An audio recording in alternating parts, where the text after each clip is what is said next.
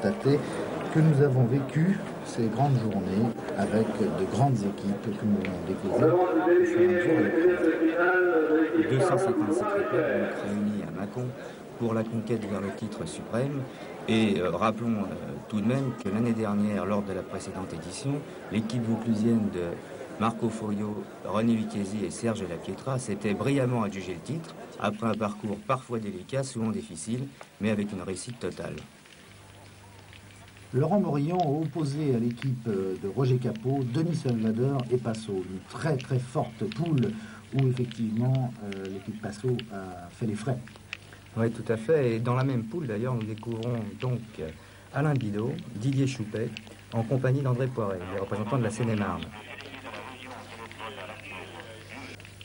Autre équipe fameuse, l'équipe de Gers, qui va apparaître à l'écran. Il est en vert avec une casquette. Il était opposé à l'équipe Rémiat de la Moselle. Et on va voir le jeune Rémiat, là, à l'écran. Il était champion du monde junior. Alors, Vladimir Corral au milieu en blanc et noir avec à sa droite Pipo et donc le tireur Costa, équipe parisienne des Yvelines.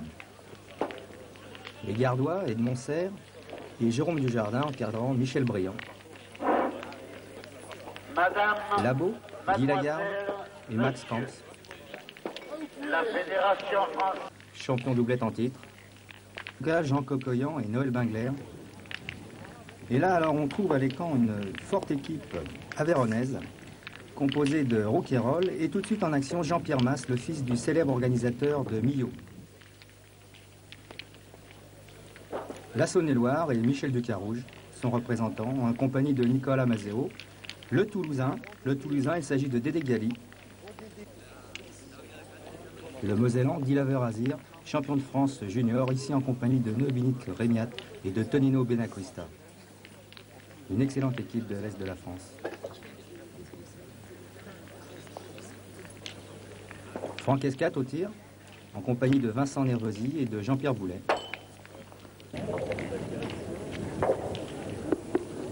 Nous découvrons à l'écran Pierre Santiago. Pierre Santiago a véritablement été l'une des révélations de la saison 1982. Effectivement, avec deux jeunes coéquipiers, il a vécu un véritable conte de fées, puisqu'il s'est permis dans la même année d'arriver en finale du grand concours international de la Marseillaise et 2 mois après de remporter le championnat de France junior. Bravo. Nous avons une équipe en 64e de finale qui est actuellement menée 10-3. Et la deuxième équipe est en barrage, elle est également menée. De sorte que nos espérances sont minces, mais nous comptons quand même sur la fermeté, le désir de vaincre de nos joueurs pour faire une bonne prestation au championnat de France. Donc je suis quand même confiant. Ce matin, on a commencé par faire 2 parties dans les poules, ce qui nous a permis quand même de se mettre un petit peu dans le bain, avec 2 bonnes parties. La première, on a joué contre les Pyrénées-Orientales, qu'on a gagné 13-7. Et ensuite, la partie de qualification, on a rencontré le Vaucluse, qu'on a gagné 13-4. Voilà, mais bon, je pense que ça nous a mis dans le bain. Apparemment, on paraît bien et je pense que cet après-midi, ça ne contredira pas. Nous découvrons l'une des premières parties des 64e de finale de ce championnat de France. Il s'agit d'une équipe de Guadeloupe qui est opposée évidemment aux champions de l'Allier, Fasino et consorts. Alors, inutile de vous dire que ces Guadeloupéens ont beaucoup souffert. Le soleil pourtant était avec eux. Mais Daniel Voisin au point que vous voyez actuellement, associé donc au jeune Amblard, qui fait office de milieu, et puis à Christian Fasino, le grand tireur, eh bien, il n'a laissé aucune chance à cette équipe, malgré pourtant, je dirais, une bonne résistance. Oui, une bonne résistance, et signalons tout de suite que cette équipe est composée de Vincent Guzot, Louis Farinetti et René Sénézergue. René Sénézergue qui n'est véritablement un inconnu pour personne, puisqu'il a été champion de France en 1972 à Bordeaux, avec, excusez du peu, les Catus et Lafont. À l'époque, il jouait d'ailleurs dans l'Aveyron. Farinetti, quant à lui, est marseillais d'origine, ensuite il a été lyonnais, et on peut même dire, pour la petite histoire, raconter qu'il a été le partenaire de Christian Fasino. Il a d'ailleurs gagné avec lui le Grand Prix de Cassis. Alors on le découvre actuellement à l'écran, il est au point. Et il a fait d'ailleurs un beau parcours, hein, assez régulier, on le voit tout de suite d'ailleurs. C'est un joueur de qualité et il a démontré qu'il ne craignait ni une grosse partie, qu'il avait du mordant, malgré Christian Faisino en pleine forme. Eh bien, ils ont quand même résisté pendant plus d'une heure, je crois. Oui, tout à fait, d'autant plus que la pression a tout de suite été très importante, d'autant qu'il y avait énormément de gens dans les cadres. Bon, effectivement, le fait que cette émission télé ait été tournée sur ce terrain-là avait attiré une foule énorme, et on peut dire que c'était des conditions particulièrement difficiles pour les joueurs. Il ne faut pas oublier le soleil, la réverbération du terrain, un terrain qui n'était d'ailleurs pas si facile que ça. Il faut voir que à ce niveau, d'ailleurs, le comité avait bien fait les choses puisqu'il avait préparé et installé un terrain spécialement pour notre retransmission télévisée. Tout à fait. Et donc les joueurs avaient énormément de difficultés, je dirais, pas forcément au tir, mais surtout au point, parce que ce terrain était très serré. Tout à fait, un magnifique carreau de pression. Alors là, bon, c'est sûr que c'est un petit peu... on revoit ce carreau ralenti là, qui est vraiment tout à fait superbe. Et Christian a souvent, bon déjà on le constate ici en cette partie, a souvent fait la différence au tir. Bonne résistance quand même, on peut le constater. Tout à fait, nous avons affaire à des garçons qui sont adroits. Et puis ils n'ont pas eu peur, il faut bien le dire. Bon, ils étaient en dessous, d'accord, mais ils ont résisté jusqu'à la fin avec beaucoup de fair play. Je dirais détendu. Là, ils ne pouvaient pas gagner, mais une équipe qui aurait pu aller peut-être un peu plus loin si on avait eu la malchance. Tout à fait, une bonne équipe, mais qui était véritablement un petit peu en dessous. Et comme beaucoup d'autres le seront par la suite. Enfin, dans les années. Daniel Voisin, encore, toujours la même régularité du point. Il a fait une démonstration encore toute la journée du samedi, malgré des conditions difficiles. C'est vrai que le samedi, il a été très brillant. Et les conditions, effectivement, le terrain n'était pas tout à fait les mêmes entre le samedi et le dimanche, mais nous verrons qu'à l'intérieur, les conditions ont véritablement changé. Encore que là, on s'aperçoit très bien que les ne sont pas franches. Et voilà, c'est fini pour les Guadeloupéens. Renouveler l'espoir, il y a encore cette partie à faire. Maintenant, moi je me sens très bien. René pareil, Lucchesi va bien. Bon, Serge, s'il pointe très bien, pourquoi pas, on peut aller au bout. Maintenant, gagner, c'est encore autre chose. L'année dernière, tout le monde pensait que c'était difficile pour nous de gagner, on a gagné. Cette année, on est 256 au départ, il y en a 255 qui veulent me reprendre le maillot.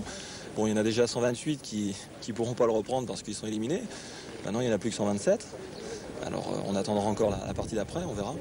Alors, cette partie d'après, Marco Foglio, nous allons y assister maintenant. On va découvrir que Marco Foglio et ses partenaires ont beaucoup souffert face à une équipe de l'Essonne qui était très forte et où on a découvert des talents. Oui, des talents confirmés et puis également de jeunes talents. Il s'agit en effet de Roger Roux, associé à Jean-François Robert et Joseph Reynard. Alors, celui qui vraiment s'est imposé, on le connaissait déjà, Roger Roux, 2 fois demi-finaliste au championnat de France, également de très nombreuses participations dans les 3 domaines, c'est-à-dire tête-à-tête, doublette et triplette, donc c'est pas un joueur qui avait à faire ses preuves, mais par contre c'est un joueur qui a démontré d'énormes qualités de cœur face à Marco Foglio, qui est très connu, et puis aussi d'énormes qualités en tant que tireur tête. On savait que Roger Roux était un garçon très adroit, mais là il s'est vraiment affirmé comme un grand leader d'une équipe qui a mis en difficulté très rapidement les champions de France. Les champions de France qui avaient sur les épaules le maillot tricolore, mais peut-être justement ce maillot tricolore n'a-t-il pas été sans effet sur le déroulement de la compétition? Oui, en fait, ce maillot, je dirais, toutes les équipes étaient là pour le gagner, et là... René Lucchesi, Serge Lapietrin et puis Marco Foglio, il fallait qu'ils le défendent, mais aussi il fallait qu'ils soient mordants, je dirais. Il fallait aussi qu'ils fassent peur, qu'ils attaquent. Et ils n'ont pas su faire peur à Roger Roux, peut-être parce que Marco Foglio n'a pas fait non plus suffisamment gros jeu. Foglio tire. Voilà, une petite erreur encore, 6 mètres, On n'est pas habitué à ça avec Marco Foyot. Non, on n'est pas habitué à ça. Et lors de la précédente édition, justement, Foyot et Lucchesi avaient pris tous leurs adversaires à 6 mètres. Ils leur avaient imposé ce jeu-là pour justement leur montrer qu'ils étaient un petit peu les patrons du jeu. Et là, ce qui est un petit peu étonnant, c'est que Roux ne s'en est absolument pas laissé compter, et c'est que c'est plutôt lui qui a imposé le jeu à 6 mètres. Exact. En plus, bon, il a fait un parcours sans faute, Roger Roux. Il n'a pas manqué une seule boule. Donc on voit tout de suite que loin de craindre Marco, il lui a donné plutôt une leçon de tir. Et là, bon, dans ce cas-là, c'était, disons, une mission impossible pour l'équipe Marco Foyot de remporter cette partie. L'efficacité de Roger Roux. Très beau tir, parce qu'il tire avec la volonté justement de ne pas faire partir le bouchon, il prend juste la boule sur la tête et il y réussit parfaitement. La Pietra au point.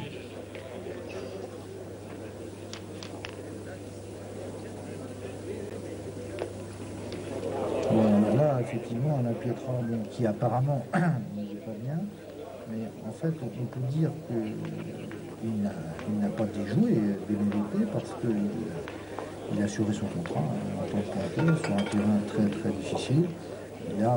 Il a été un petit peu en dessous du pointeur adverse, mais pas tant que ça en fait. Tout à fait. Et là, René Lucchesi sous la douche.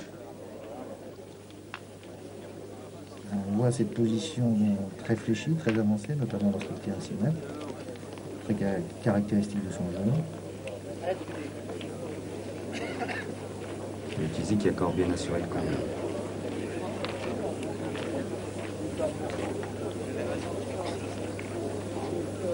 Petite réflexion. On s'interroge dans l'Essonne. Comment négocier le coup?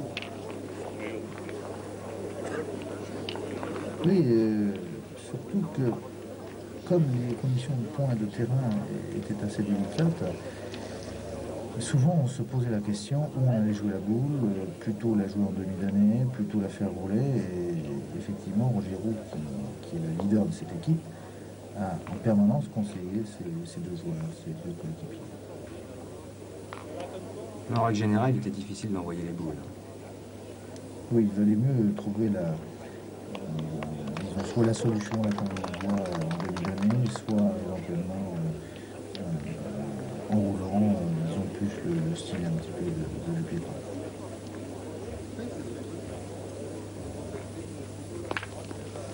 En deuxième frappe de René Lucchesi, bon, on sait que c'est un des tout meilleurs, un des meilleurs milieux de France, bon, il l'a encore prouvé, il est toujours, disons, dans le coup. En fait, dans cette équipe, malheureusement, Marco n'a pas pu faire lui la différence avec Roger Roux, c'est Roger Roux qui l'a fait en cette Oui, c'est Roger qui a fait la différence.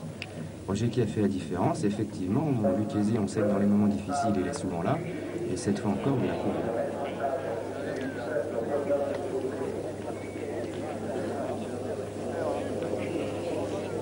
Alors, le jeune milieu de l'Essonne a relativement bien joué.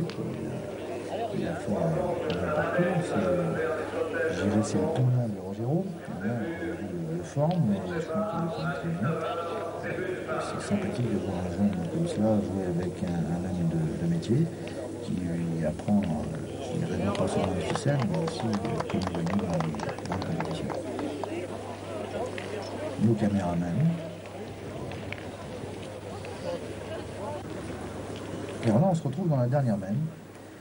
Dernière mène, nous sommes sur le score de 11 à 9, donc ils ont quand même pas mal résisté, Marco Foyot, ses coéquipiers. Ils sont bien revenus, d'autant qu'ils étaient menés 10 à 4. Voilà. Et puis sur cette dernière mène, bon, une boule partout. René Lucchesi met la boule en contre pour éviter de prendre deux points. Le jeune milieu qu'on a tiré, et sans avoir le compte. On va voir. Délicat. Avec une lumière. Voilà, c'est la suite de l'équipe championne de France. Je vais d'abord commencer, si vous voulez, par faire un petit peu l'historique de notre société. Il s'agissait au départ de la boule noire qui a été inventée à Toulon en 1967, qui a fait beaucoup d'émules et qui et qui a fait son renom sur des boules de très haute qualité, ne serait-ce qu'au niveau de l'équilibrage de la finition et une qualité reconnue de la plupart, de la majorité des joueurs licenciés. Hein. D'un autre, si vous voulez, la boule noire, c'est tout ce qu'on fait, tout ce qu'on peut faire de mieux en boule en acier fin au carbone. Nous sommes pour cela associés à Bucaro. Bucaro, la boule noire, en fait, ce n'est qu'une marque. C'est deux types de produits. Bucaro, c'est des boules en acier inoxydable de très haute qualité. En parallèle à la boule noire, où les produits sont en acier fin au carbone. Une autre partie de ces 64e de finale opposait des joueurs dromois à de jeunes Parisiens également très connus. Alors, on va découvrir dans le fond Thierry Lesage. Thierry Lesage, hein, canteur parisien, canteur de talent, qui d'ailleurs jouait encore il n'y a pas très longtemps à la place des tireurs, et puis qui s'est un petit peu recyclé, disons, récemment. Un garçon très adroit. Très adroit et très appliqué. On peut constater, c'est un garçon qui rentre dans la partie, parfois avec quelques difficultés, une activité assez grande. Alors là, il s'agit de Jean-Luc Robert de Montélimar. Grand espoir du tir français. Mais le playboy un peu. Beau bras. Très joli. Assez régulier parce qu'il a un bras souple, donc sans recherche particulière, un bras naturel, et ce qui explique justement son talent et sa grande régularité dans les compétitions de haut niveau.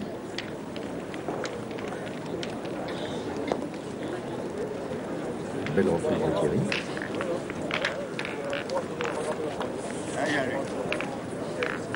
Et donc Robert Hamon. Voilà, on revient dans ses œuvres.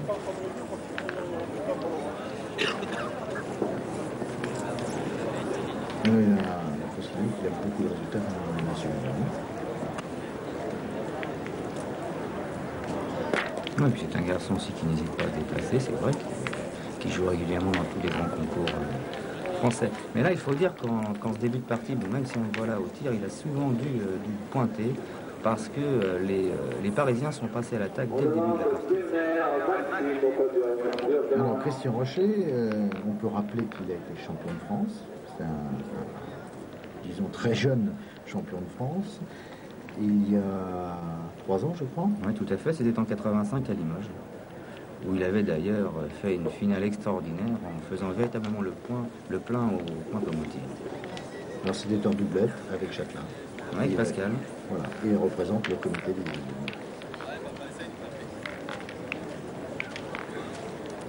Alors, il joue au poste de milieu parce qu'il a un garçon comme Michel Vauvenetière.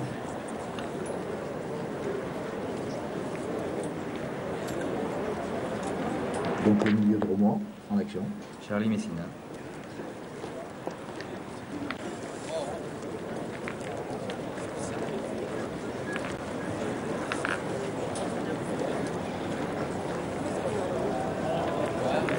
Alors Christian Rocher, on le voit surtout au point, mais il faut rappeler que lorsqu'il était champion de France, c'était aujourd'hui un très bon milieu, parce qu'il a un barreau, qu'on va découvrir tout à l'heure à l'écran, mais c'est très très bien fait.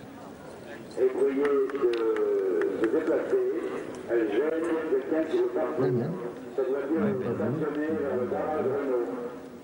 Je répète, le propriétaire de la Ford Fiesta immatriculée 9240 SID89 est prié de dépasser son véhicule. Merci. Ah, une petite erreur.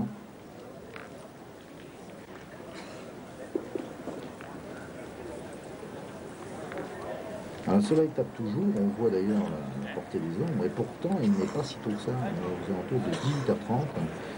Et il faut voir comment, depuis le matin, où c'était un peu frais, mais tout de suite le soleil vers les 10 heures s'est levé, ces joueurs ont souffert. José Brun, là, qui ferme la porte.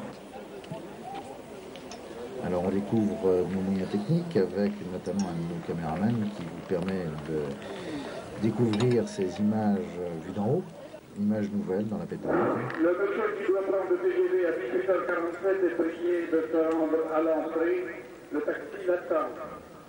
Alors les Parisiens au départ ont dominé. Hein, oui, tout à fait, les Parisiens ont dominé avec un voie qui était très en bras, très en forme. Et puis, bon, bah, Michel, c'est comme ça, hein, quand il est très en forme, ça part très vite. D'ailleurs, ça part toujours très vite. Mais là, vraiment, ça partait vite et bien.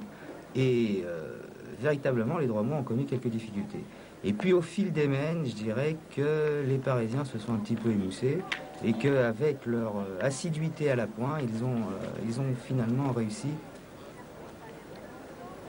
à démonter, je dirais. Réussi, oui, tout à fait, à contenir dans un premier temps et puis après à prendre le meilleur sur eux.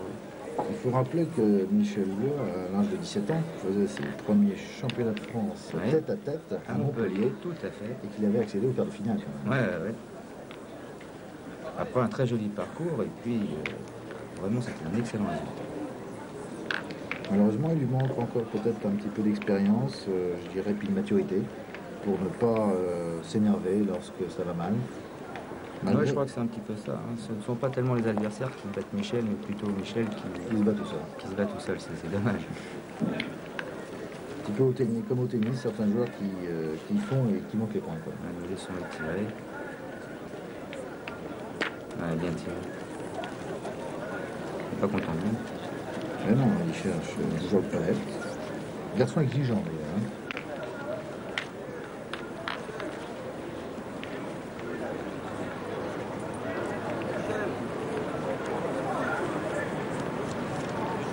Le milieu messinien qui va jouer dans l'ensemble après une bonne partie.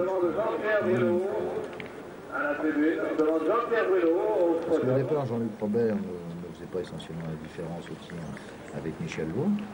Après, oui, il a pris le dessus lorsque Michel s'est un petit peu démonté, mais c'est le milieu qui a bien tenu. Il a sauvé l'équipe, comme on voit.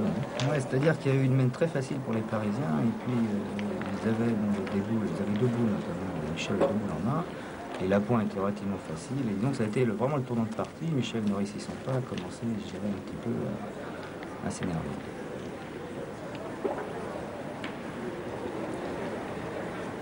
Grande concentration.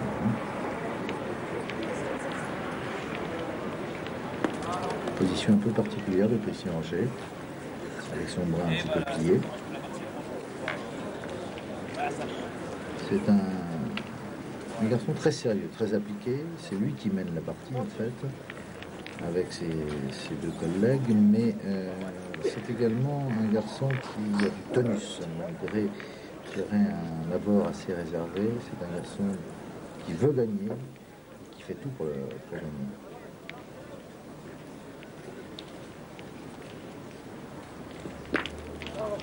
Voilà. Ça a été mieux la première, effectivement. Il est en train de se tenir par droit.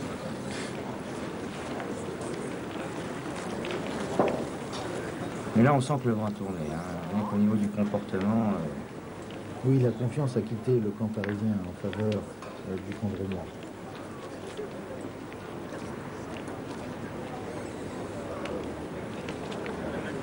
Belles images quand même par au-dessus. Ouais, c'est très télégénique. Hein. C'est une bonne prise de vue. On demande Barménie et Bourdieu du sud de l'autre. Un petit peu long. Ça doit être pour tout cet argent.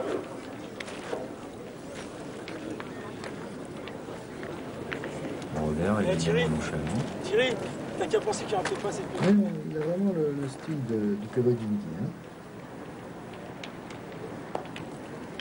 Le style efficace.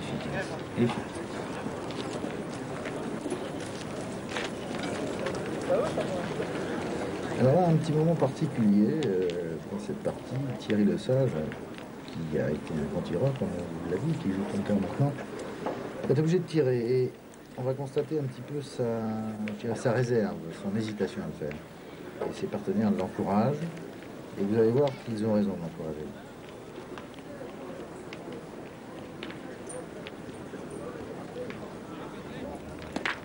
Voilà, Taleb. Là qu'on constate que de jouer avec deux amis, puisque ce sont trois amis, eh bien ça facilite parfois des choses.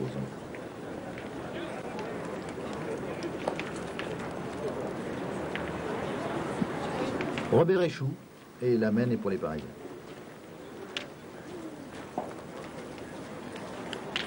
Alors, Madame Josiane Galland, vous êtes actuellement présidente d'un comité départemental, celui des Hauts-de-Seine. Vous faites partie des 2 femmes qui sont, disons, des responsables au niveau de cette fédération. Que pensez-vous de l'évolution à des postes de responsabilité des femmes dans la Fédération française de pétanque et de jeux provençal? Je pense que ça apporte un équilibre.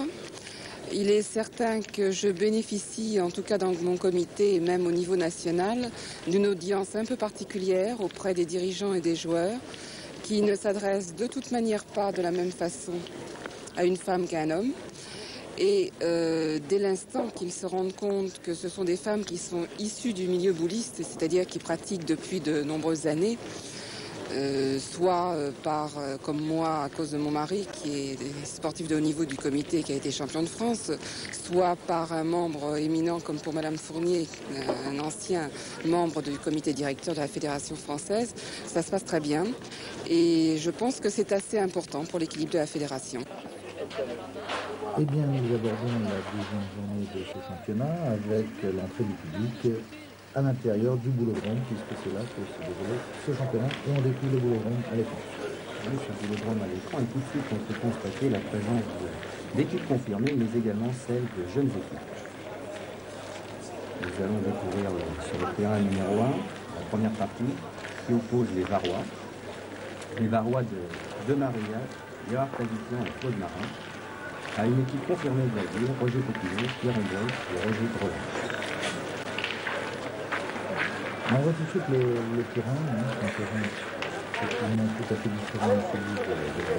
Le terrain a changé, comme quand il est participé, généralement une dame de terrain. On a beaucoup surpris au niveau des frappes, au niveau des dames, effectivement, les cantons, beaucoup de joueurs. Beaucoup de joueurs. Je crois.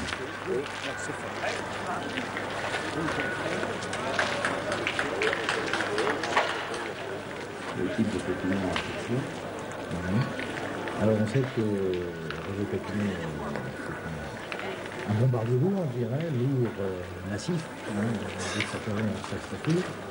Et puis c'est un joueur qui, malgré qu'il ne se déplace pas énormément en dehors de sa région, quand même un joueur de métier, et un joueur qui n'a pas de problème, qui fait toujours son jeu. Qui fait son jeu et qui est fin.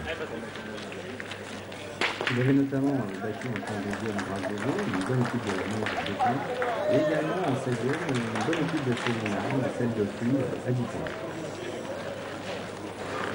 Le parcours de Maria aussi n'a pas été mal, non, de Maria de Fréjus. En 32e de finale, ils ont rencontré les Gardois de Vélan, qui les ont d'ailleurs éliminés à 5 points.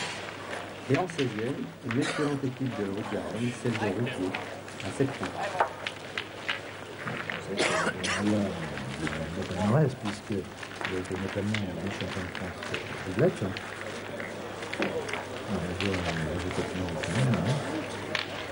Et d'ailleurs, on peut dire que parmi le carré d'honneur, les 8 équipes en présence, celle de Maria figurait parmi les carrés d'honneur.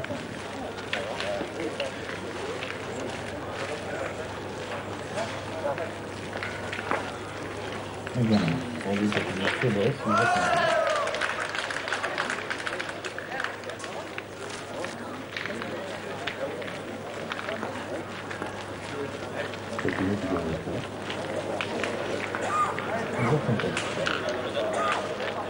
La parole est à Maria.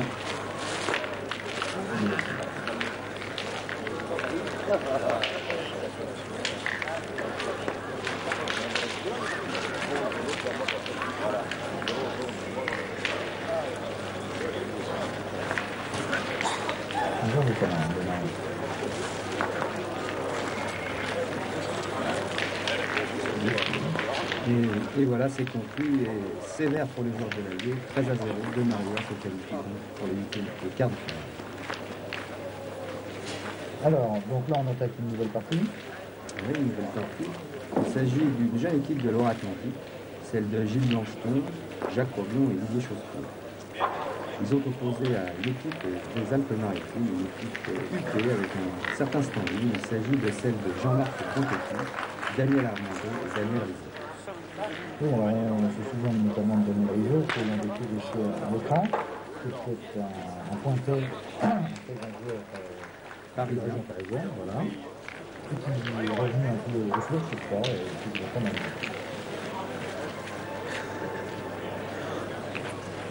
En stagiaire, il y avait beaucoup de métiers, aussi du talent, il y avait beaucoup de compris effectivement qui glissait la boule, et il a été très régulier. Très régulier.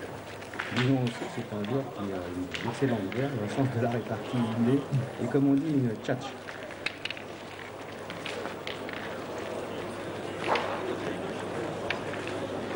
Jacques Robin. Jeune, hein? Jeune et bon, on peut signaler quand même que c'est quand même intéressant ce qui s'est passé cette année, avec l'avenir dans les parties finales de pas mal de jeunes qui ont surpris et qui ont, je dirais, aussi suscité l'admiration du public. Et précisons que cette équipe de l'Or-Atlantique a éliminé en 32e de finale l'équipe Nathalie. Il y a eu un certain Corse à Nathalie. Oui, il y a encore ce lien qui a marqué la pétanque avec ses deux collègues Robert Legault et Jean Pan, puisque le record titre de champion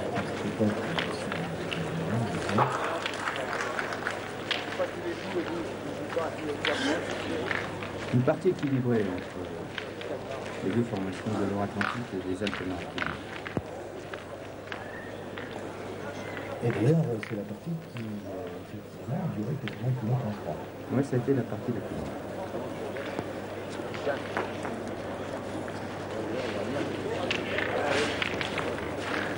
Tu peux donner le score? Alors, le score final est de 13 à 10 en faveur de l'Or-Atlantique. Et finalement, là, on va voir au tir Didier Chausse-Pied.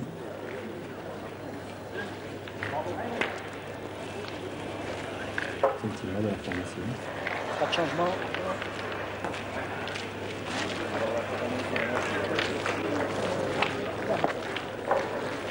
Alors, donc on découvre le terrain numéro 3. Oui, troisième partie qui oppose des Girondins. Les Girondins ont une équipe très surprenante, une équipe du Loir-et-Cher. Ici, donc, les Girondins. Il s'agit de Michel Nart, Walter Fagy et Christian Merlin.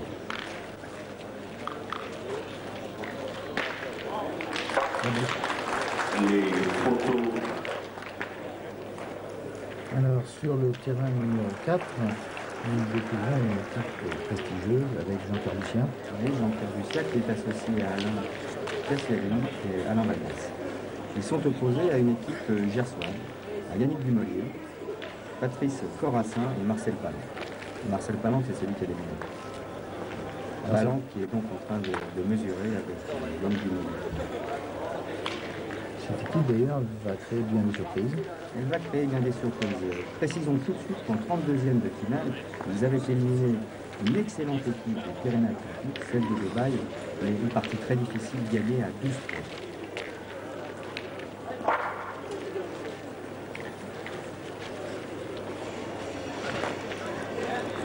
Alors on notera que l'équipe Carducia, en fin de compte, est composée également d'un jeune tireur qui en voit maintenant à l'écran.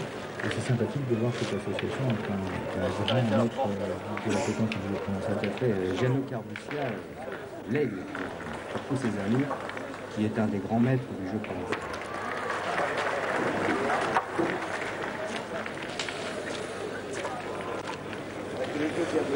Alors, sur le terrain, maintenant, il y a 5 nouvelles équipes. Et oui, on découvre la famille de Lys. La famille de Lys qui est opposée à la formation de Patrick Pouget, René Cabrol et Francis Baume de Léon. La famille de Lys, parce que nous découvrons Jacques du Gitan, en compagnie de ses deux fils, Robert et Adrien. Adrien au point, et donc Robert au point. Donc là, le joueur de l'Hérault, qui aurait été opposé. Les joueurs de l'Hérault qui avaient notamment battu en 32e de finale, une très bonne équipe, très renommée équipe de Rouge-du-Rhône, celle de Gaspard. Avec en 16e de finale également une victoire sur une équipe d'Ille-et-Vilaine qui figure régulièrement dans les championnats, celle de Baron. Une victoire à 6 points. Je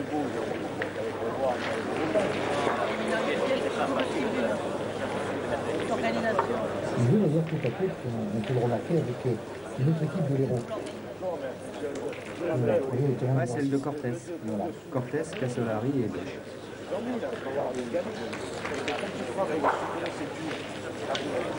Et là, l'équipe de Lys domine la partie.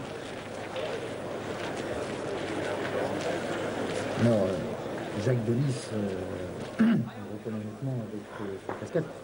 Sa casquette et son petit foulard autour du cou. Il faut savoir qu'en 32e, ils ont éliminé une équipe, je dirais, d'expérience, celle de Corral, à 2 points. En effet. Ouais. Et en 16e, celle d'une équipe du Calvados, celle de Jourdain. Une partie plus facile à 10 points.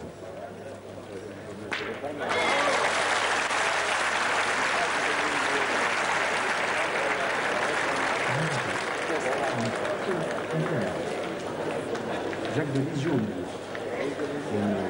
Son fils, donc Robert, a fait très forte impression durant cette partie et la suivante.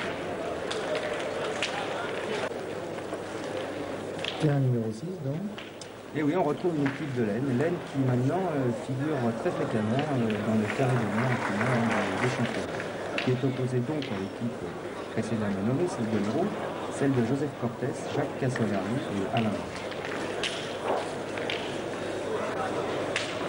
Bonne équipe, hein. Une très belle équipe.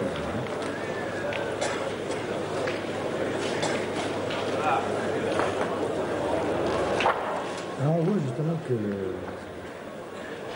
le terrain est dur, notamment en ce moment.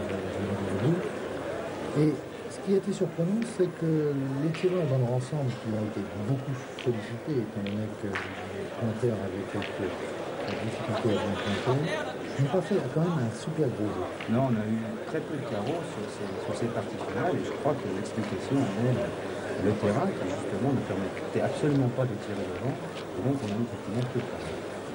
Et un pourcentage de tir, finalement, c'est faible. En fait, celui qui s'est bien détaché, comme on dit déjà du vidéo, c'est Christian Fézini. Mais les autres, en fait, n'ont fait que des petites moyennes, à part, excepté si dans certaines parties où, je dirais, ils étaient vraiment en confiance et quand même pas trop sollicités.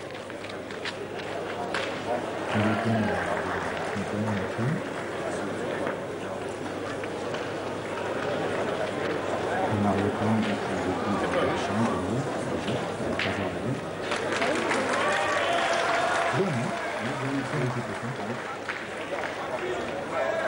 donc cette jeune équipe, en fin de compte, ne va pas s'éclater du tout.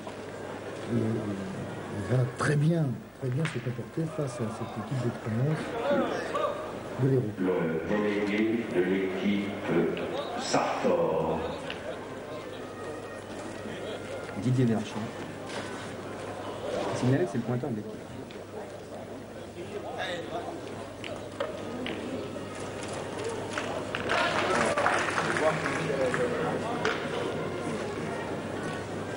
Par contre, dans l'ensemble, les joueurs tous sont très concentrés.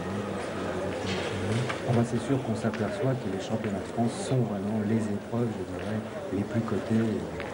On ne retrouve pas le même niveau de jeu finalement que dans certains grands prix nationaux, mais par contre, au niveau de l'envie de jouer, c'est vraiment là qu'il y a plus d'intérêt. Et ceci explique aussi cela, et peut-être, je dirais, le pourcentage de réussite amoindri une point et l'autre. Christophe Jean autour.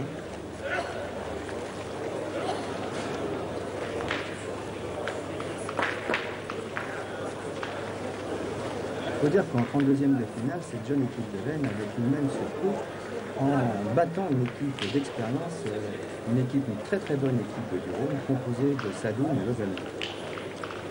Une équipe qu'ils avaient gagnée à 9 points. Non. Très bonne équipe. Une équipe qui sera peut-être arrivée par la suite des champions. Qui sait? C'est un jamais. Alors regarde, on voit bien comment la boule, en fin de compte, en fin de parcours, tout à fait. dévie totalement sa trajectoire. Il y a une trajectoire qui est différente. On a l'impression que la boule frappe bien, qu'elle va aller vers le bouchon et puis tout d'un coup elle le bouge. Oui, tout simplement parce qu'au fur et à mesure, elle prend les petits bâtons, il dévie et systématiquement de sa trajectoire. Les pointeurs sont quand même souvent près de la pointure déçus de la prestation parce qu'effectivement, on s'aperçoit que les points en 80 sont des bons points, c'est une défense. Donc ce n'est pas une mise en valeur de la qualité des pointeurs. Prendre des mots. C'est une idée.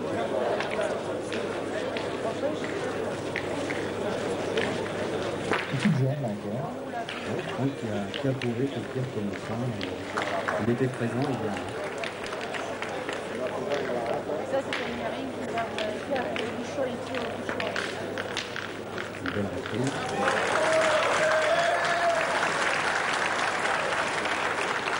Et voilà. Une belle reprise et donc l'aine conclue sur le score de 13 à 6 et se qualifie donc pour le quart de finale. Je suis retraité des boules. Retraité des boules définitivement? Oh, non, je sais pas. Non, enfin pour le moment, disons que je suis pratiquement pas beaucoup. Pratiquement pas. Tu as rencontré ton ami Robert Lebeau? Oui, et Tiburce Mattei. Oui, je les ai suivis. Malheureusement pas très longtemps. Mais j'aurais préféré les suivre jusqu'au bout. Qu'est-ce que tu penses actuellement du niveau de la pétanque en France, notamment au niveau des jeunes, par rapport à ce que tu as connu? Je pense que le niveau moyen de la pétanque est beaucoup plus élevé à celui que j'ai vu. Celui que j'ai connu en revanche, je crois qu'il y avait davantage de grosses équipes. Une question au niveau du choix de la Fédération française de pétanque pour les championnats du monde, d'avoir mis au point une sélection. Qu'est-ce que tu en penses? Ah, question délicate. Question délicate en ce sens que la sélection porte toujours à critique, en ce sens que chacun pense qu'il peut être sélectionné. C'est là où réside la difficulté. Bon, disons que sur le plan représentation français, j'entends, il faut reconnaître qu'avant ces sélections, on ne voyait pas trop. Alors nous nous retrouvons en quart de finale, il y a 10h30 du matin. Eh bien oui, nous nous retrouvons en 8 équipes. Au terrain 1, l'équipe de l'Aisne Verschin, qui est opposée à celle de Dumoulier du Gers. Au terrain 3, l'équipe des Bouches-du-Rhône de Delis, opposée à Thibault du Véloir. Terrain 5, le Loir-et-Cher, l'équipe de Charot, qui rencontre celle de Donaria du Var. Et au terrain numéro 7, l'équipe de la ville, celle de Fresnay, qui joue l'équipe de Loire-Atlantique, celle de Blancheton. Il faut dire qu'à ce moment-là de la compétition, chaque équipe et chaque partie dispose de 2 terrains. Alors là, on trouve notre jeune équipe, là. Oui, l'équipe de l'Aisne, avec donc au point Didier Verschin.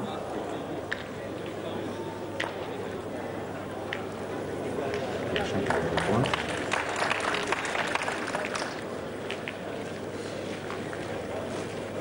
Ils sont opposés à Dumoulier.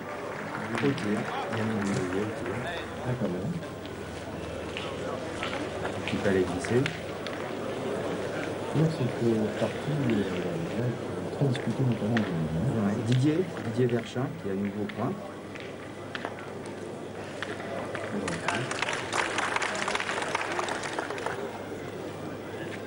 Et là c'est le milieu gersois qui entre en action.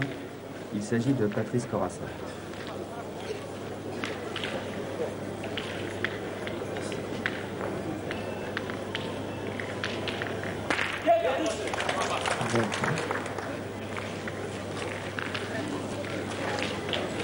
Franck Demeaux.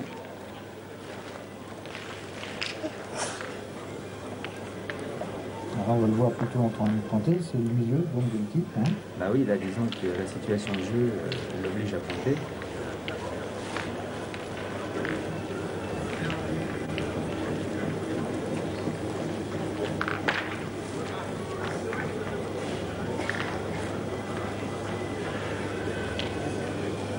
Demeaux au point, donc. Et voilà, on voit encore comment la boule suit une trajectoire bizarre, arriver en plein milieu de sa course, ça va totalement. Elle est complètement contrôlée, on la voyait aller vers le bouchon, puis subitement elle a changé de direction.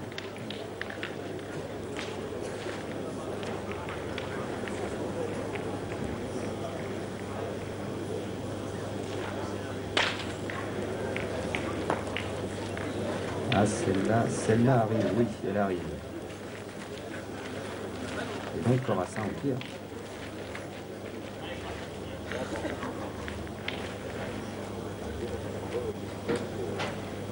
Alors au stade de cette partie, nous en sommes où là? Nous en sommes à 6-3. 6-3, c'est ça. Et donc nous allons momentanément quitter cette partie. Pour aller rendre visite à un autre terrain. On voit d'ailleurs le score affiché. 6-3, tout à fait, oui. Et nous allons rendre visite à l'équipe de Loire-Atlantique, celle des Nantais. Celle des Nantais, donc de Gilles Blancheton, Didier Chausse-Pied et Jacques Robion, opposé à Daniel Voisin, Christian Favier et également Jean-Luc Amblard. Voilà, et on arrive sur Blancheton. satellite. C'est Blancheton, voilà.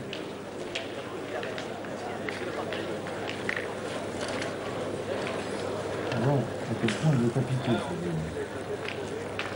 Il a vraiment du mal à envoyer la boule. Il la conserve très longtemps. Le résultat est là. Alors, qui tire dans l'équipe tête? Christian, sûrement? Oui.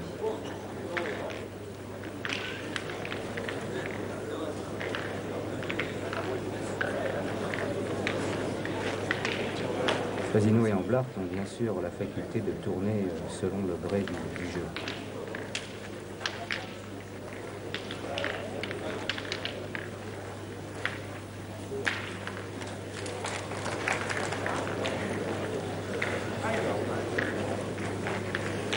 Alors Christian Fasino, là encore,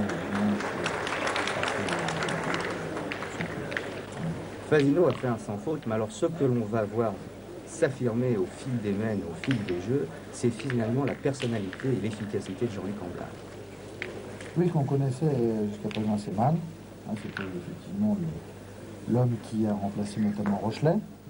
Il faut rappeler que Christian Fasino et donc Daniel a été champion de France à Bastia en triplette avec Rochelet. Et qu'ensuite, il a sa propre vie pour cette association avec Amblard. Oui, une association qui est récente puisqu'elle remonte à un peu plus d'1 an. Moi, je me souviens avoir vu se constituer l'équipe, c'était au National de Poitiers. Et là, j'avais remarqué, bon, comme tout le monde avait les yeux sur Amblard parce que c'était le 3e homme et le nouvel homme de l'équipe, Fasino Voisin, qui allait y prendre. Il y avait eu un petit peu d'hésitation, on avait parlé de Loulon, puis finalement, le contrat entre guillemets ne s'était pas réalisé. Et c'est Amblard qui avait eu les faveurs de la célèbre doublette. Amblard qui avait débuté, je dirais, un petit peu sur la pointe des pieds, n'étant pas très à l'aise dans cette équipe. Il faut voir que c'est quand même dur de jouer avec des joueurs aussi cotés, aussi bien. Il faut savoir que tirer derrière Christian Fasino, c'est quand même pas à la portée de n'importe quel joueur.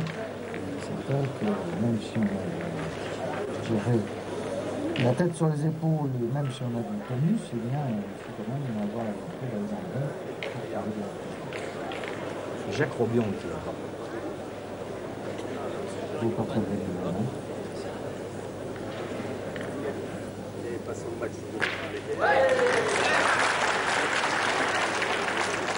Jacques Robion très efficace.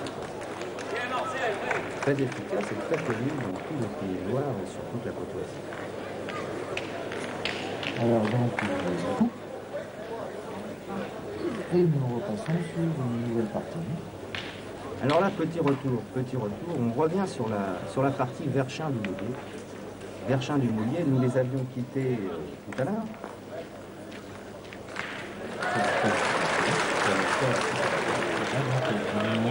Un petit peu plus loin dans cette partie. Et je crois qu'on va assister déjà à un... Tout à fait, avec Franck de Mautir d'abord.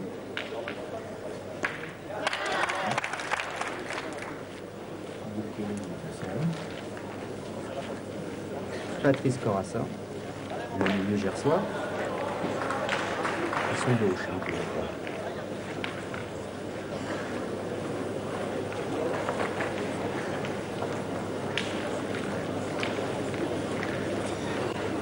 là, quelle boule.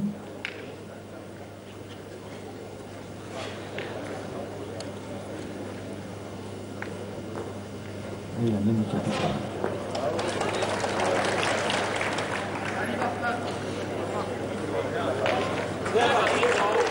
La boule con.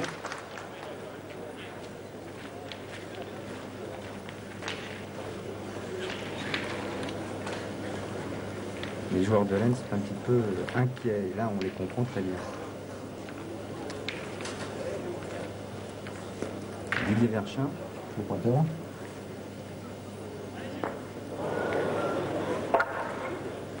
Qui montre qu'il a du talent également.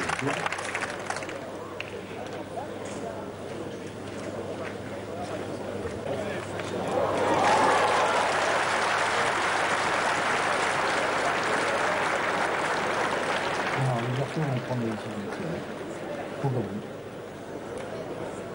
Yannick Dumoulier.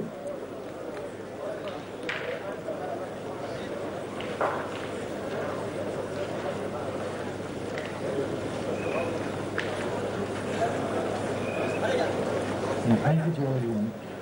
C'est souvent le plus dur. Je crois que lui, il tire à la gagne.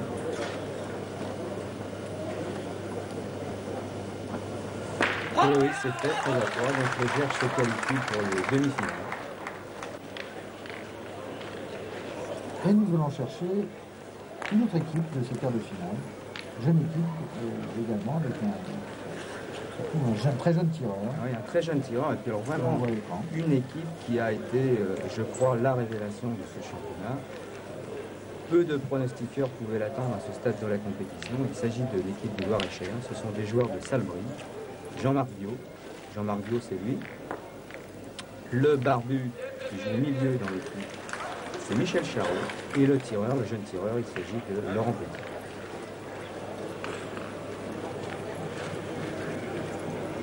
Alors ils sont opposés aux Varois de Fréjus, à Marin, Tabitien et Demarin.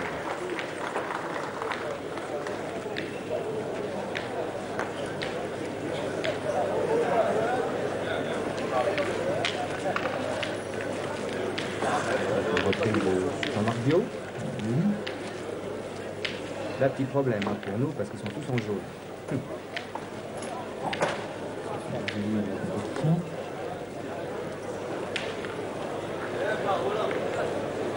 Tabitien en discussion avec Marina. Gérard qui pointe.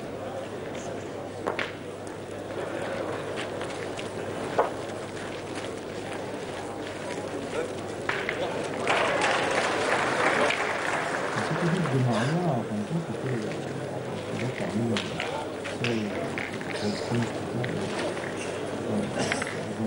la finale, au moins demi-finale. Et en fait, ils ont trouvé des favoris très forts pour cette équipe. Ça lui a fait jouer un peu. Claude Marin, après ce joli tir donc, de Laurent Petit.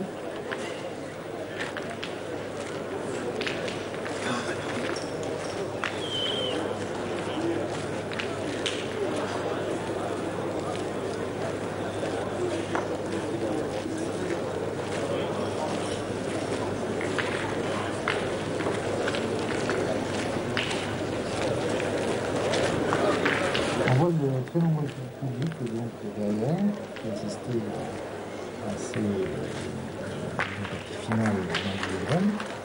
Il faut savoir que nous avons 3 personnes, une bonne prestation. Oui, c'est une entière réussite, d'autant que la ville de Macron, sollicitée par le comité de Saône-et-Loire et Saint-Denis Charolais, avait fourni des efforts importants pour aménager des terrains et des cadres et des tribunes dignes de Gibraltar. Le barbu, là, un chien. Charot. Voilà. Il a fait aussi un très gros jeu.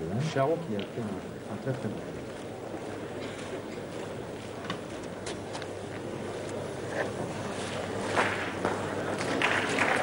Je vais faire les garçons, je vais assez solide, au niveau des nerfs. Et ils ont démontré que face à des équipes beaucoup plus, je dirais, connues sur le papier, ils pouvaient très bien s'imposer et ne pas s'en laisser tomber. Peut-être, parce que l'équipe de Maria, ça met les faveurs de la foule.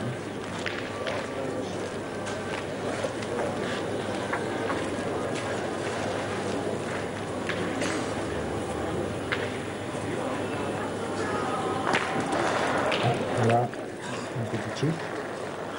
Maria aussi. Mais de Maria ne sera pas très heureux sur ce tir. Et finalement, on se souvient que les représentants de cette fédération qui concluent sur le score de 13 à 6. Et nouvelle période. Je pense que c'est un peu, enfin, comme toujours, il y a des surprises, mais je pense qu'hier, il y a eu énormément de surprises. De nombreux favoris ont été éliminés. Il semble évident que l'équipe Fasino est donnée très largement favorite. On disait de même de Maria, finalement, ils viennent de perdre à l'instant. Bon, il y a aussi les Marseillais, la famille d'Hélice qui peut être aussi au bout. Par contre, il y a 2-3 équipes qui sont là pour la première fois à ce niveau, et c'est jeune en plus, et c'est très correct, très efficace, c'est encourageant pour l'évolution de la pétanque. Résultat des quarts de finale. Donc Verchamp-de-Laine bat du Gers 13 à 3. Delis des Bouches-du-Rhône bat Thibault 13 à 6. Charot bat De Maria 13 à 6 et Fasino bat Blancheton 13 à 5. On a donc retrouvé le vainqueur au stade de demi-finale.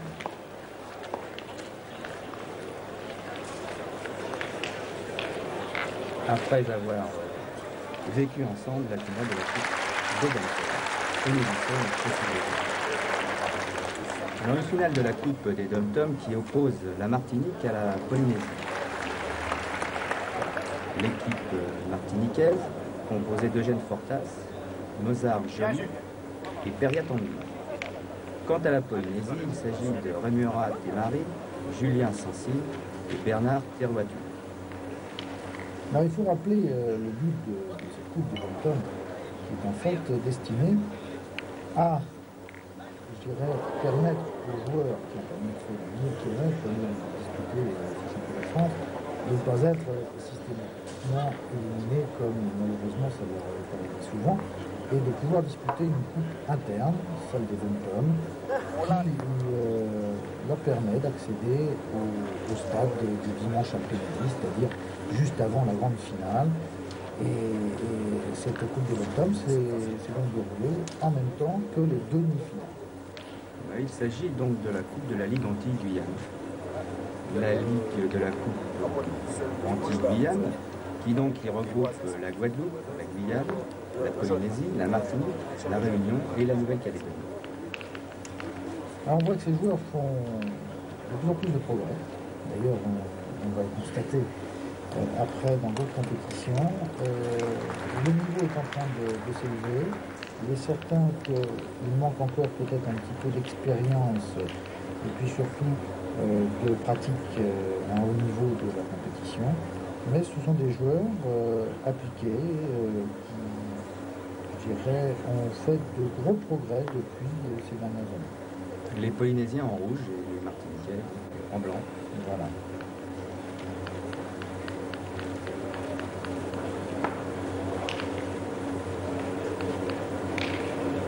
Ah oui, c'est assez amusant cette coutume. Ils laissent leur boule à côté du rond. On n'a pas l'habitude de voir ça ici chez nous. C'est quand même amusant. Ils ne gardent pas leur boule en main. Et puis, au fur et à mesure, ils vont les chercher pour jouer. Donc,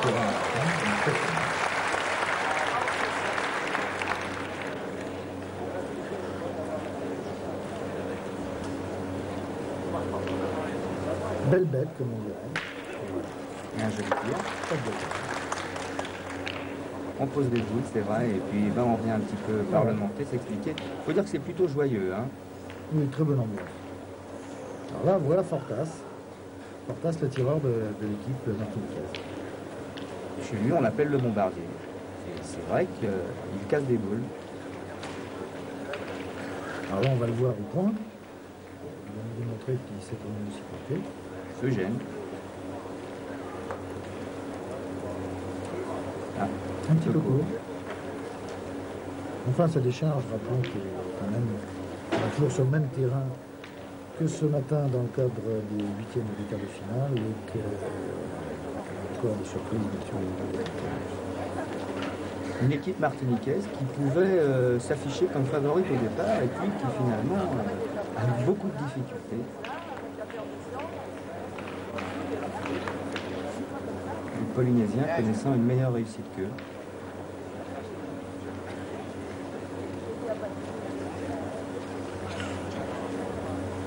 Alors ces Polynésiens, il faut savoir qu'ils ont fait des milliers et des milliers de kilomètres pour venir nous voir. Ce sont des gens qui aiment bien vivre, qui sont très sympathiques et très joyeux. Ah, c'est le rayon de soleil des championnats. Tout à fait. Ils amènent d'ailleurs souvent des colliers de fleurs. Hein. Exact. C'est la tradition. Voilà. C'est donc très sympathique au niveau de la démarche de ces joueurs qui sont très très heureux de participer à ces championnats et qui souvent nous donnent, je dirais, la joie de découvrir sous un autre angle parfois des régions qu'on ne connaît pas du tout, et ne serait-ce qu'en les contactant dans ces championnats. Donc la Polynésie qui domine toujours.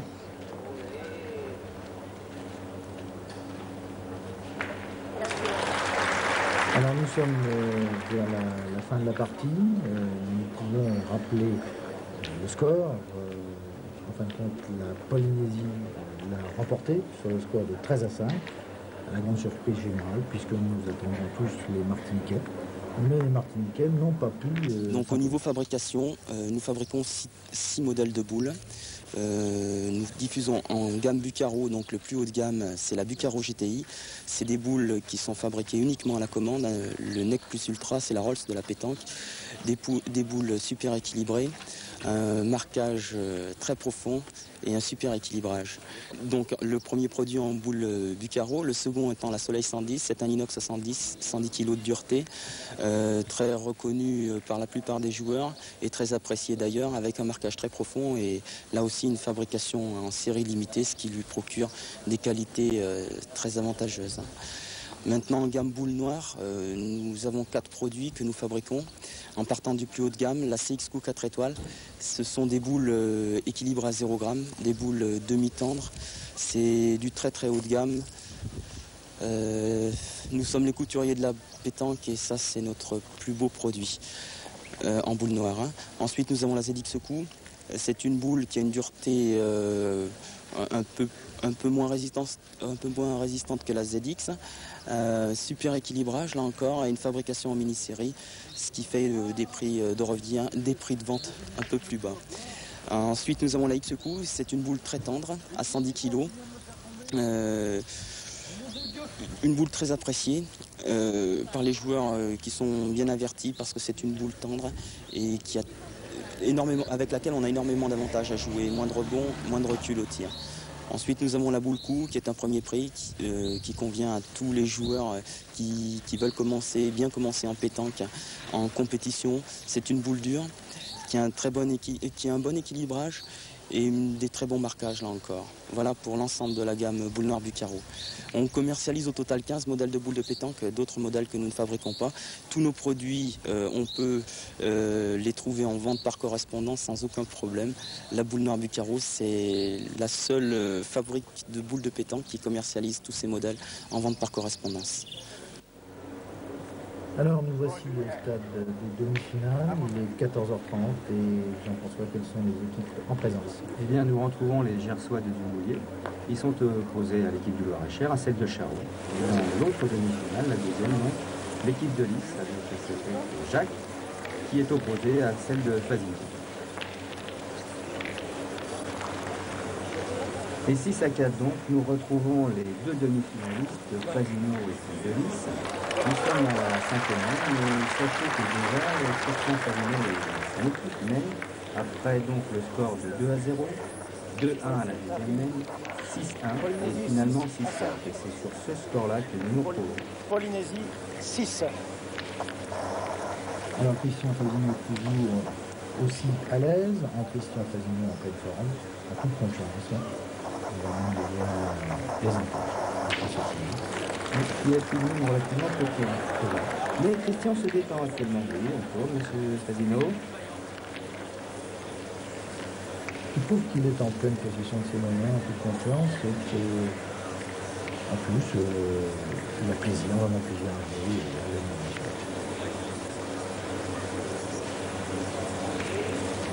Adrien Delis au point. Alors à partir de ce moment-là, disons que on a constaté une petite réaction. Il y avait l'équipe de Nice était menée sur le score de 6-1, et puis elle s'est ressaisie. Elle était 3 points sur une main, elle revient à 6-4.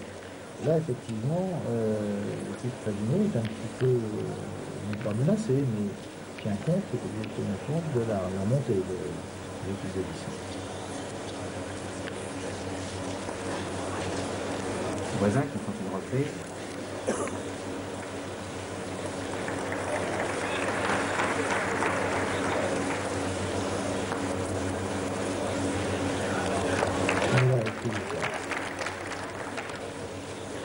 Robert Delis au tir.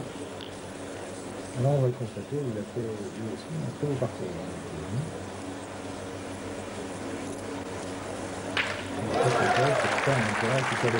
Et soutenu d'ailleurs, l'équipe de Nice a été fortement encouragée par le public qui souhaitait voir une bonne résistance face à Avellino.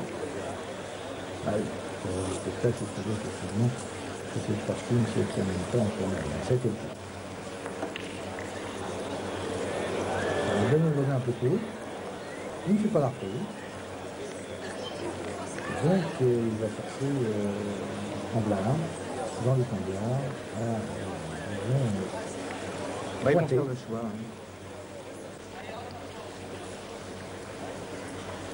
C'est Blard qui va essayer donc de rentrer par deux, en jouant sur la boule de Voisin.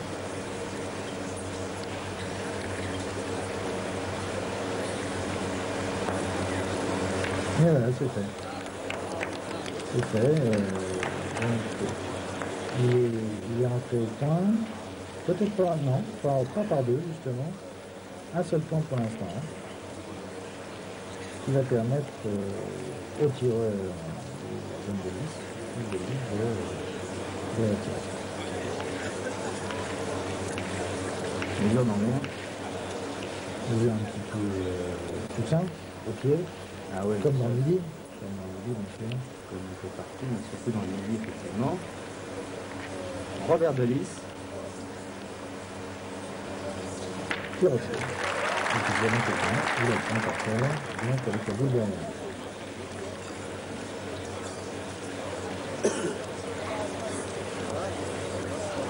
Nouveau consigne de la bulle.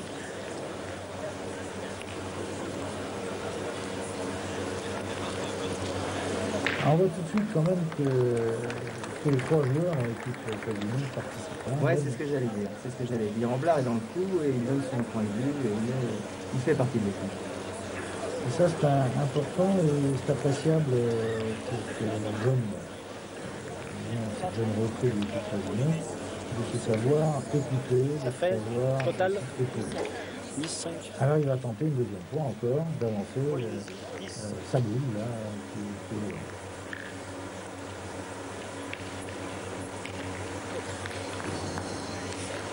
Et une deuxième fois, il va pas gagner.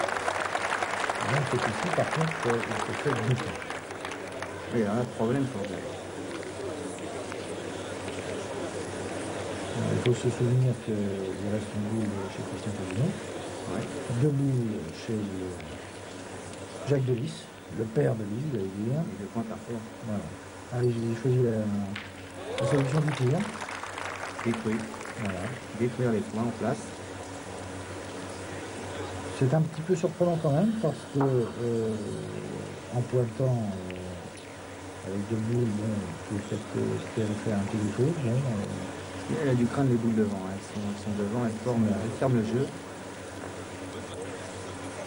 Alors là, ça discute ferme pour savoir si on point pour le tir. A priori, le fils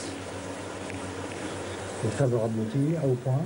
Et le père veut toujours s'imposer encore par le point. Sacré faciès, hein, c'est Jacques Delis. Ouais. Beaucoup de personnalité. Marseille, à l'état pur. Aïe. Manqué. Là, nous avons donné tout de suite l'explication par un geste typiquement bouddhiste. Voilà, on met son chiffon, on fait voir le trou et on constate qu'effectivement il est un peu court. Ah, c'est pas un terrain favorable. Hein. Et donc, Christian, vas-y, dans ses airs, et on arrive, je dirais, à la fin de cette partie. Rappelons le score. Oui, une partie gagnée finalement par très agréable. C'est relativement facile, mais quand même, il faut le rappeler, au bout de 7 matchs. Deuxième demi-finale, donc. Qui opposait alors le Loir-et-Cher avec Jean-Marc Dio, Michel Charot, Laurent Pétain. Au Gersois, voilà. Marcel Palan, Patrice Corassin et Yannick Dumont. Un jeune tireur là. Ah, il s'agit de Laurent Petit. Belle frappe, là encore. Un bras très suite. Ouais, très facile. Et on verra Marcel Palan. Jusqu'à la fin, j'ai été impressionné.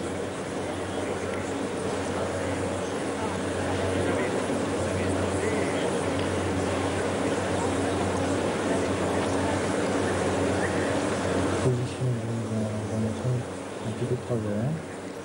On voit bien comment il a encore la boule qui part. On a vu que ça sûrement partir à la tête. Hein.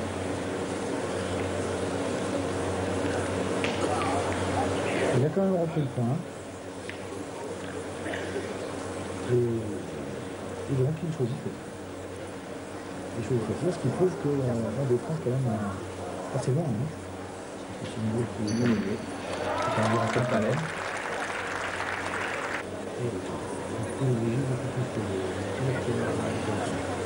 Non, bah c'est sûr qu'une équipe qui pointait trop, là, ça va être dans les difficultés, il faut du tir. L'équipe Charot s'est donc imposée quand même relativement facilement. Je vois qu'en fait, on a un peu de détail. Oui, à part la première main qui a été difficile, rapidement la situation a évolué et Charot s'est retrouvé à troisième main, il est maintenant 3-1, ensuite 4-1, 7-4, 10-4 et 11-4. C'est au stade de ce score que l'on a. On trouve en même temps que les deux aussi. Il est certain que dans un film de la 30 régions de ce championnat, on ne peut pas prendre bien sûr toutes les mêmes en extenso de chaque partie, alors on choisit le numéro extérieur. Une partie donc ils ont largement développé par l'équipe de Saint-Marie. Et puisque on dit sur le score de 13-4. Créant ainsi tout de même une sacrée surprise dans ce championnat et accédant au final. On voit d'ailleurs que il y a beaucoup plus longtemps, puisque la partie féminine n'était déjà terminée de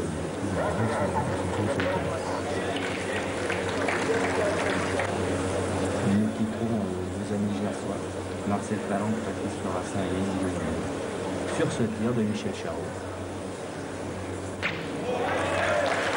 Bien, monsieur Henri Bernard, vous êtes président de la Fédération française de pétanque et de jeux provençal. Nous sommes ici à Mâcon pour les 44e championnats de France de pétanque triplette. Quelle est votre impression, votre sentiment sur cette organisation? Eh bien, mon impression d'abord est que c'est une excellente organisation. On peut dire que c'est certainement un des meilleurs championnats que nous avons vus jusqu'à présent. Le cadre est idéal, le complexe sportif est bien le long de la Saône. Quels sont vos souhaits en tant que président de cette fédération pour l'avenir?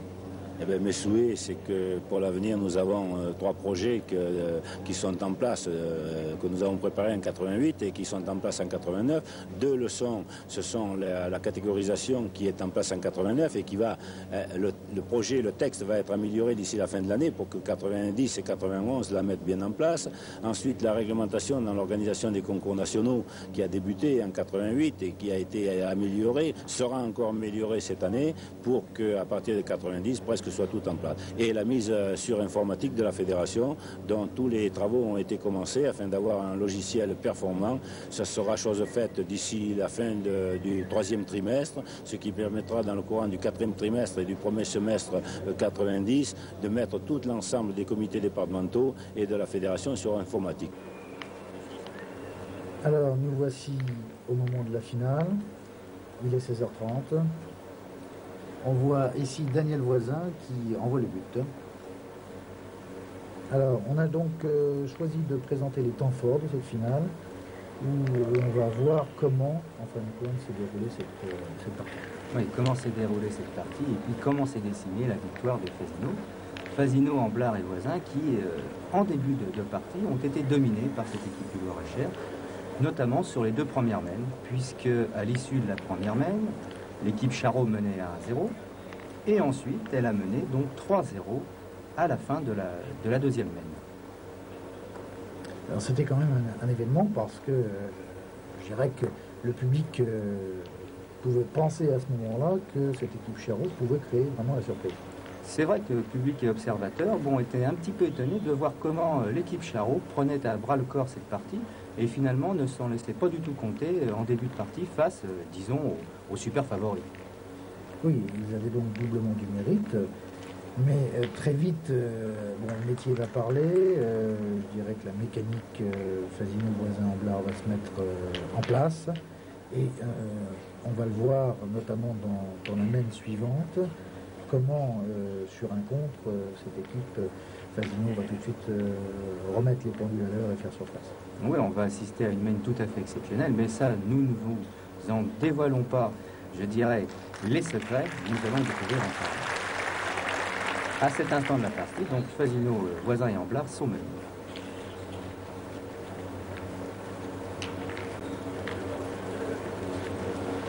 Et le tireur, donc Laurent Petit, est à ce moment-là en pleine possession de ses moyens. Il joue bien, il fait le jeu, et en fait tout semble bien passé. La partie tourne bien pour eux. Daniel Voisin est en train de faire des petits exercices de décontraction. Il regarde Amblard partir vers le rond et se préparer à pointer dans cette mène. On voit Christian Fasino un petit peu dans l'expectative, qui regarde à droite et à gauche. Et ils sont tous les deux face à leur milieu, Jean-Luc Amblard, qui, on peut dire d'ores et déjà, a fait une super finale. Oui, qui a fait une super finale et surtout qui s'est avéré durant ces 2 jours comme un joueur très confirmé, un joueur solide et avec des nerfs très très forts. Solide et complet. Solide, complet, au tir, au point, partageant la discussion, comme on l'a déjà dit précédemment avec Fasino et Voisin, ce qui est tout à fait nouveau, car c'est un tandem qui est, disons, très difficile à jouer. Et Jean-Luc disons, à sa part véritablement dans l'équipe. Ouais, il a su s'imposer sans problème. Et c'est important parce que pour lui, je dirais qu'on ne parlera pas du championnat de Christian et de Daniel, mais on dira, oui, c'était un championnat où ils ont gagné vraiment à 3. Voilà un premier trou du jeune tireur Laurent Petit. Et c'est à ce moment-là que la mécanique du tireur Laurent Petit va s'enrayer, je dirais. Hein. Tout s'était bien passé au début, et puis il va commencer à faire des trous, et bien sûr, comme on l'a dit plusieurs fois, le terrain étant très délicat, je dirais la part était de le tir, et lorsque le tireur commence à faiblir, eh bien, là, à ce moment-là, ça devenait très difficilement jouable pour une équipe. Oui, c'est un terrain sur lequel on perd rapidement confiance.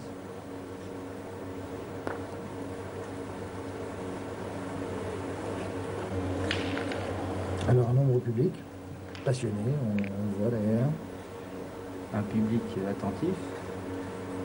Alors là, on retrouve Charot. Charot aussi. Qui, lui, par contre, a fait une belle finale dans l'ancien jour. Il n'a pas trop faibli. Contrairement à son tireur, à son batteur qui n'a pas fait forcément beaucoup de pouces partout.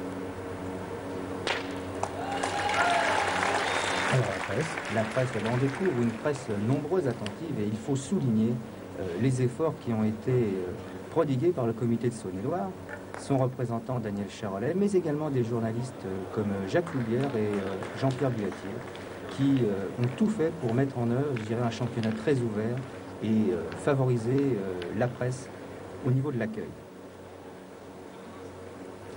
Alors, on se retrouve sur le score de 3-0.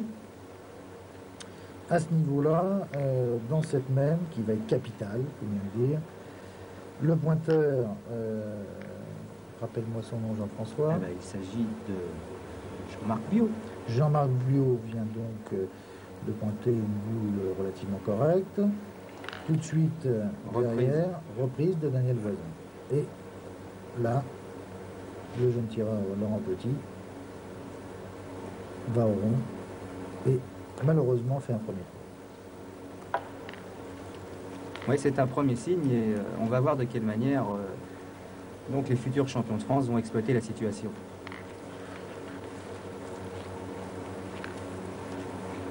Jean-Marc Biot. Jean-Marc Biot de nouveau au point, qui va tenter de reprendre le point de Daniel Voisin. Il y parvient. Donc un très beau point. Ce qui force notre ami Christian Fasino donc à tirer.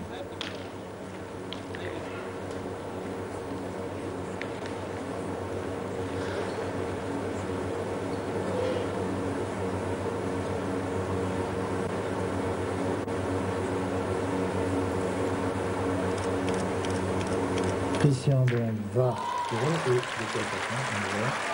Il fait un magnifique carré quasiment, mais le but se déplace et donc en tirant l'équipe Charot peut toujours avoir le point. Oui, c'est-à-dire qu'ils n'ont qu'un point. Fasino n'a qu'un point sur tout déplacement du bouchon.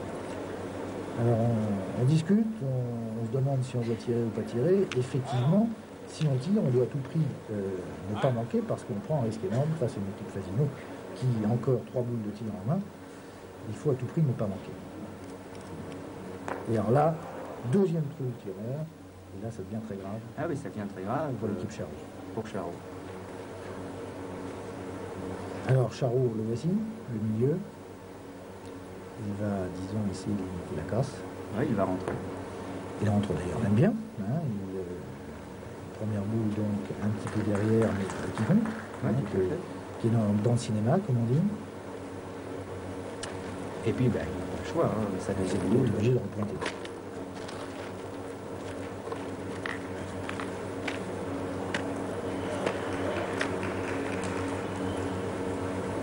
Donc là, il la joue bien d'ailleurs parce qu'il la met devant.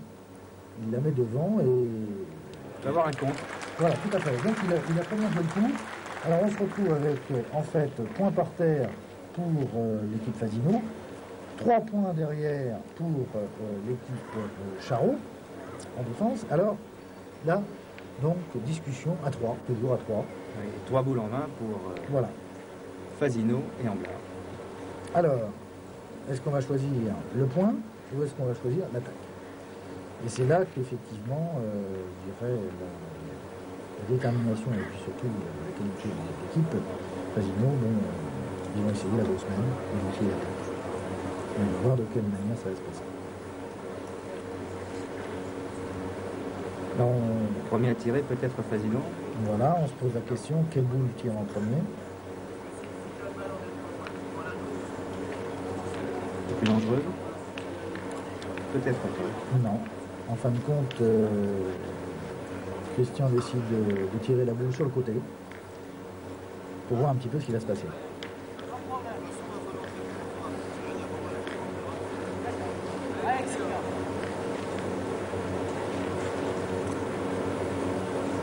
On a toujours ce petit, souvent, hein, ce petit tic de souffler dans les doigts.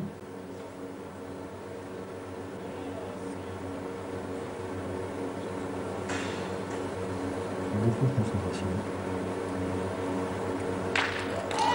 Et magnifique frappe encore de Christian, qui reste. Oui, donc le point compte. Voilà. Le point compte, et donc il reste à Jean-Luc Amblard de frapper 2 fois pour faire la grosse mène à 6 points. Voilà. Quand on dit il reste, en fin de compte, il faut quand même qu'il tire 2 fois super bien. Oui, tout à fait. Alors, premier tir de Jean-Luc. Oui. Elle frappe. Et maintenant, disons, tir derrière.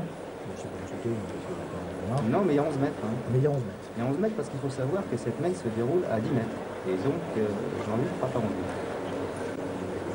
Et alors là, si effectivement il tire, il fait passer, il reste devant, bien ça fait 6. L'heure de vérité, moment très important car ils sont menés, je vous rappelle, 3-0 à cet instant de la partie. Tout à fait. Et donc, s'il manque, bon, il reste toujours encore une boule à Daniel Voisin. On sait que Daniel peut quand même tirer. Mais en fait, à 11 mètres, bon, Daniel n'a pas encore tiré et tout. Il faut quand même mieux qu'il la frappe. Hein. Et voilà, super de frappe de Jean-Luc. Et donc, sur cette même, tout bascule, la partie bascule. On voit le signe de Daniel.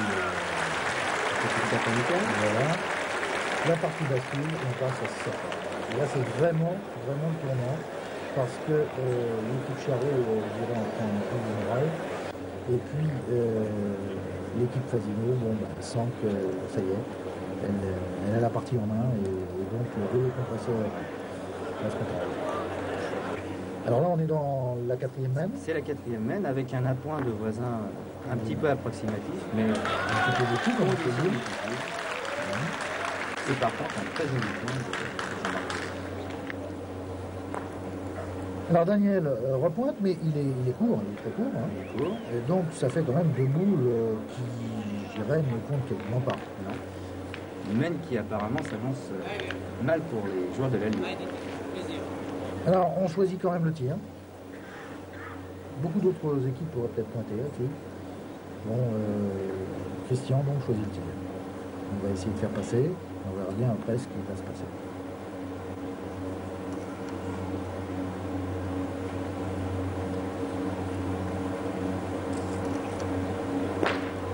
Très belle frappe. On constate là encore qu'on joue toujours près du match. Hein. On ne joue pas près. Hein. À chaque fois, donc sur un terrain aussi difficile que cela, tir à 10 mètres, ça ne pas du tout. Bio à nouveau, pour la reprise. Qui repointe une deuxième fois très bien, parfait.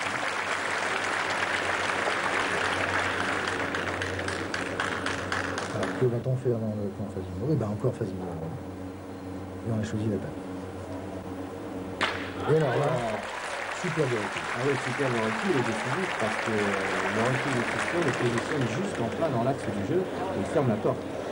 Alors, d'une main qui, en fin de compte, était nettement défavorable à l'équipe Fasino, grâce à ces 2 frappes décisives de Christian, on se retrouve dans une main où, maintenant, c'est l'équipe Charot qui, disons, n'est pas en difficulté, ils ont 4 boules, mais bon, en fin de compte, c'est plus du tout la même. Hein. 2 boules gênantes devant, et on va voir tout de suite que le milieu Charot, ben, n'a quasiment pas d'autre alternative. Il va rentrer la boule donc Christian Fasino, qui est sur le boule. Il va passer son jeune tireur dans le petit à côté.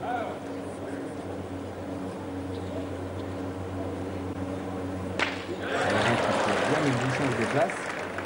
Et là, nous sommes à 13 mètres, 14 mètres. 13 bons mètres. Alors, on vient voir qu'il y a le point. Et donc, le point par terre, pour l'instant, est avec l'équipe Fasino. Un point très difficile à prendre. Alors là... Parce qu'on change de terrain en plus. Ouais, c'est roulant en plus derrière. Alors, Charot au point. Et super. Une perte de point de Charot. Là, c'est vraiment là, c'est son côté. Il reste 2 boules en main. 2 boules en main chez Amblard. Et puis, il reste donc une boule chez le tirant Laurent Petit. Une boule à petit, 2 boules à Amblard et une point par terre, donc voilà. Pour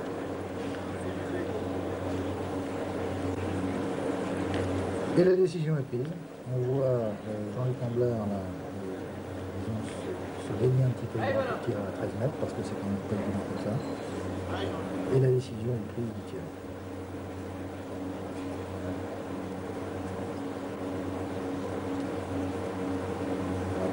Préparation de Jean-Luc.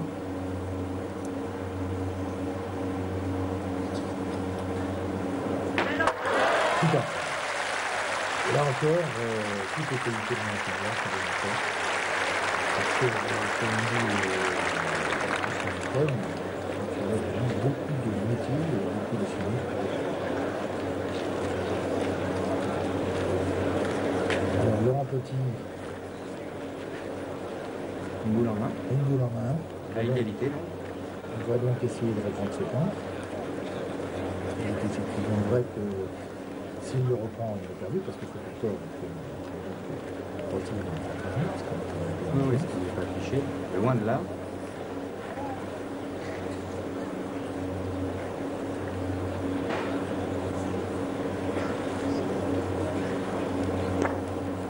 Il envoie, la boule roule, mais il reste court. Et oui, il est court. Il est court.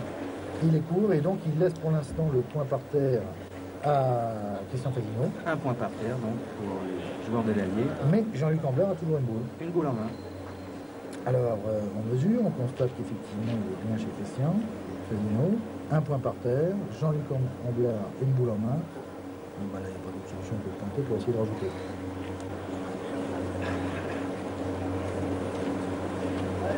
On trouve le même tic un petit peu avec Christian. Il y a du mimétisme. Oui. Ils soufflent tous les deux dans les doigts. Voilà Jean-Luc au point. Et la boule roule. Elle roule. Elle rentre. Voilà. Et elle finit. Donc cette même nous prouve en fin de compte que même dans des cas difficiles, délicats, eh bien, ils savent retourner la situation. Et là, on va arriver sur la main de gagne, la main décisive. Alors on a pris juste qu'un extrait. Donc, Marc Biot pointe sa dernière boule. Il n'y a plus de boule dans l'équipe Charot. Et la victoire. Et donc, Christian va même tirer à la gagne. Et la victoire à la frappe. Voilà. On va tirer à la gagne. Le public a fait son souffle, c'est attentif. Allez, Christian.